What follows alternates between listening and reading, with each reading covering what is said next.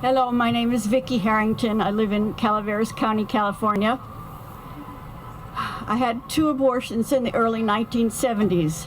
At that time, it was only legal in California and New York, and I lived in Massachusetts, so I went to New York. It was a long time ago, but sometimes it seems like yesterday.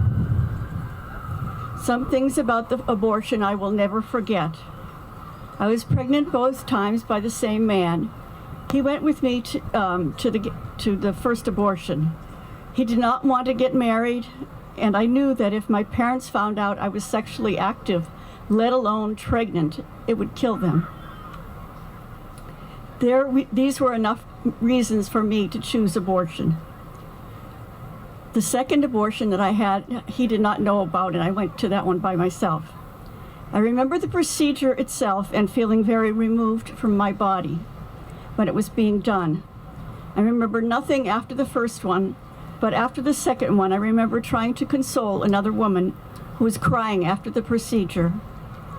After the second one, I stayed in a hotel in New York City that night, and I could not get warm.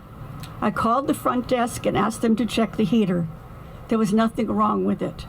I was freezing, chills passing through my body like a knife.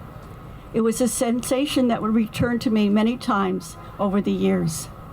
The next day on the bus going home, I felt a huge emptiness inside, and I cried out to the God I'd heard about as a child, "Never let me ever do this again."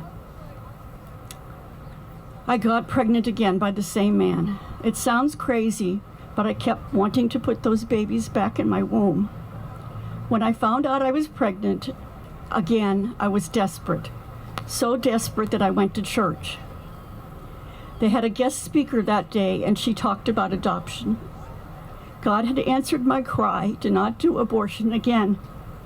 This time I moved to California, and my son was adopted here in San Francisco. For years, I struggled to make something of my life. I married a man I met in group therapy. We were both mourning the loss of a child, his to divorce, mine to adoption. I did not recognize my losses to abortion. I had another son, and my stepson came to live with us. I was still not happy. I did not know what was wrong. I thought it was about the adoption. Oh, okay. Okay.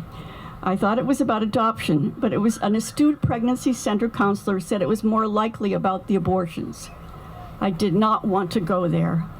I worked and I worked to be the perfect wife, mother, and stepmother. I fought depression and thoughts of suicide, while at the same time constantly overachieving at my work. I was still miserable, and my children and my husband knew that what people saw on the outside was not who I was on the inside. By now, I had become a believer, and I was in church, but there was still this deep, dark secret. I took the training to be a pregnancy center volunteer. I was told that I would have to go through a post-abortion Bible study before I could counsel. I thank God they made that rule, and I think they made that rule when they saw me coming. Finally, through this Bible study, I began to see how the abortions had affected me. I let myself feel the incredible grief I had for the babies I had aborted. I saw how my relationships with my husband and my children were marred because I could not let myself get close to anyone. I could only punish myself because of what I had done. I saw how the anger I had at myself was being taken out on my husband and my children. But through this Bible study, I began to heal, and the truth that Jesus had paid the price for me with his blood began to be real to me. I did the study again a second time a few years later, and accepted his complete forgiveness and restoration. I knew then that as I know now, that my babies are in heaven with Jesus, and I will see them again there someday. My mother is having that joy now. Eventually, I did tell my parents about my birth son and about my abortions.